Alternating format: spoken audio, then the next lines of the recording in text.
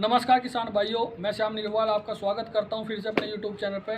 और आज हम बात करेंगे गेहूं की बुआई के बारे में, क्योंकि गेहूं की बुआई तो भाई किसान भाइयों सभी हो चुकी है और जहां नहीं हुई है कुछ पश्चिमी क्षेत्रों में ऐसा भी है कि जहां गेहूं का बुआरा लेट चलता है तो वहाँ पर क्योंकि गन्ना कटने लग रहा है भाई और मिल में जाने लग रहा है, तो उसी हिसाब से गेहूँ बुआई चल रही है। पर ये आज की मेरी वीडियो उन किसान भाइयों के लिए है जिनके यहाँ पे कोर आने की अवस्था स्टार्ट हो गई है या आने वाले समय में कोर आनी शुरू भी हो जाएगी। तो चलो बात करेंगे हम गेहूं के बारे में, क्योंकि गेहूं में हम किस टॉपिक पर बात करने वाले हैं आज वो मैं आपको ये भी बताऊंगा।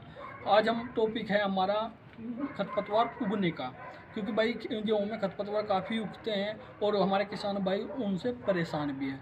तो उनकी निजात के लिए क्या टेक्निकल इस्तेमाल हमें करना चाहिए और कौन कौन सी दवाई हमें क्या इस्तेमाल करनी चाहिए, कितना लीटर पानी लेना चाहिए, वो आज मैं आपको बताऊँगा उसके बारे में। तो भाई सबसे पहले मेन बात अगर हम बात करें तो हमारे गेहूं में उगने वाले जो खरपतवार होते हैं वे दो तरीके के खरपतवार होते हैं। एक चौड़ी पत्ती वाले खरपतवार आते हैं, दूसरे आते हैं संगीन पत्ती वाले खरपतवार। चौड़ी पत्ती वाले खरपतवार में कौन कौन से खरपतवार आते हैं मैं आपको बताता हूँ। बथुआ, जंगली सेंची, गजरी, कटिल्ली और हिरणखूरी, ये हमारे सभी चौड़ी पत्ती वाले खरपतवार है।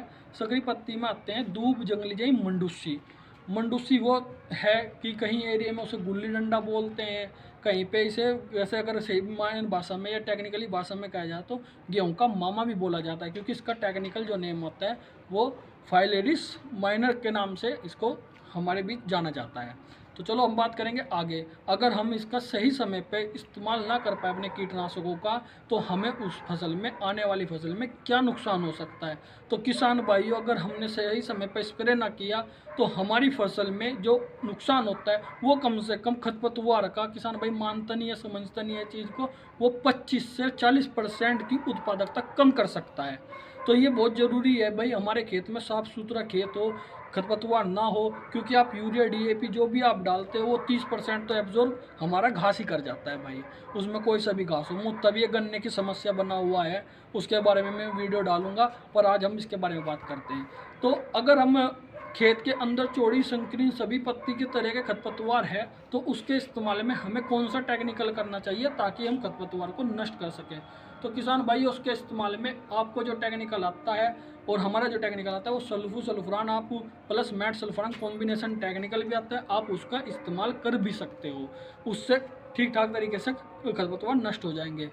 अगर किसी किसान भाई के खेत में, किसी भी खेत में खरपतवार केवल चौड़ी पत्ती वाले खरपतवार हैं तो उसके इस्तेमाल के लिए आप 2,4-D 38 या 58% का भी इस्तेमाल कर सकते हैं।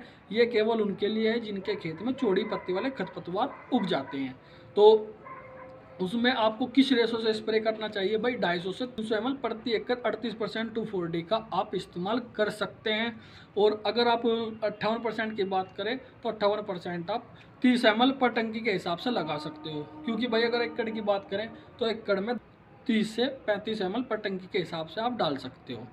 अब हम बात करेंगे इसको किस अवस्था में कैसे आसानी से हम इसे बचा सकते हैं, इसमें क्या उपाय हमें करना चाहिए। तो खेत में अधिक उत्पादकता ले सकते हो आप, ध्यान रहे मंडूसी या अन्य खरपतवार की पत्तियां जो भी है भाई, अगर खरपतवार की पत्तियां 2 से 3 अवस्था की है तो वो बहुत बेहतर समय है आपको स्प्रे करने के लिए। हमारे किसान भाई उसी अवस्था में स्प्रे करें तो आपको अधिक लाभ मिलेगा, क्योंकि अवस्था बढ़ने के बाद भाई खरपतवार नष्ट होने में समय ज़्यादा लगता है और टेम्परेचर डाउन आ जाता है, इस वजह से रिजल्ट भी देखने के लिए लेट मिलते हैं, एकदम कोई भी दवाई नहीं काम करती है।